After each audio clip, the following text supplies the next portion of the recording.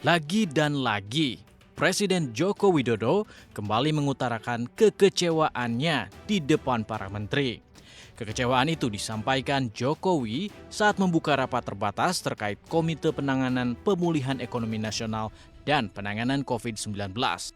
Bagaimana tidak, 5 bulan berkutat melawan pandemi COVID-19, serapan anggaran stimulus penanganan COVID-19 baru mencapai 19% hingga 22 Juli 2020.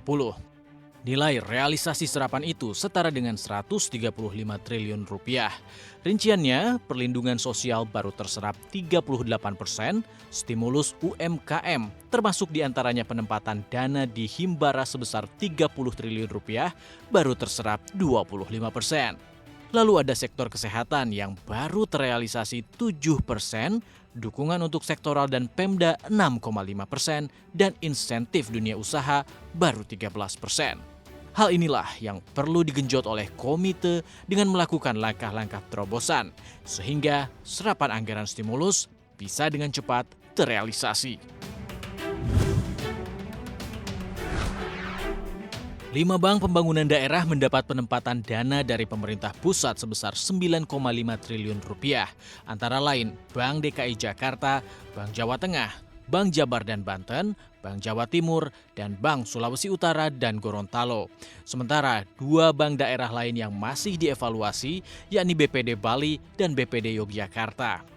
Sementara total seluruhnya dana penempatan yang dianggarkan mencapai 20 triliun rupiah, sehingga pemerintah masih memiliki sisa anggaran 8,5 triliun rupiah untuk disalurkan ke BPD.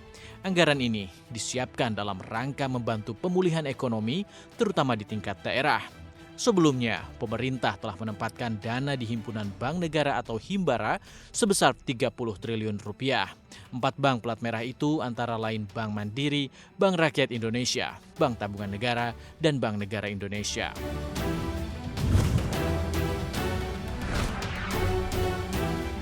Bursa Efek Indonesia merilis daftar konstituen baru penghuni indeks LQ45. Penetapan daftar indeks ini merupakan hasil evaluasi mayor dari otoritas bursa pada bulan Juli atas saham-saham yang dinilai layak secara bobot masuk 45 saham paling likuid di bursa. 3 saham terlempar keluar indeks antara lain Barito Pacific, Matahari Department Store, dan Waskita Karya. Sementara 3 emiten yang menggantikannya, yakni Merdeka Cooper Gold, Mitra Keluarga Karya Sehat, dan Summarecon Agung.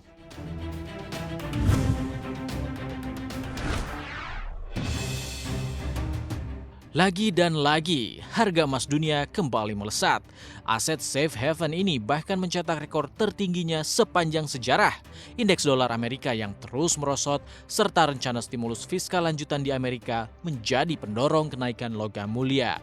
Emas pada hari ini sempat melesat 1,72% dan menembus level $1.932 Amerika per troy ounce. Level ini telah mematahkan rekor harga tertinggi sebelumnya sepanjang 9 tahun lalu, tepatnya 6 September 2011, yakni pada $1.920,3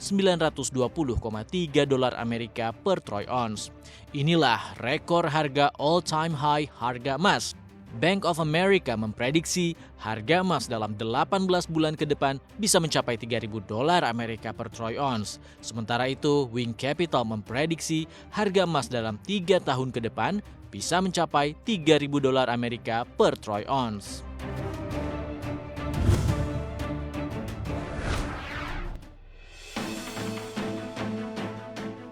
Amerika Serikat kembali meluncurkan paket stimulus untuk ekonomi dan masyarakat yang terdampak pandemi COVID-19. Para pejabat Gedung Putih dan Senat dari Partai Republik sudah menyelesaikan rancangan undang-undang stimulus baru senilai $1 triliun Amerika Serikat atau sekitar 14.000 triliun rupiah untuk warga Amerika Serikat.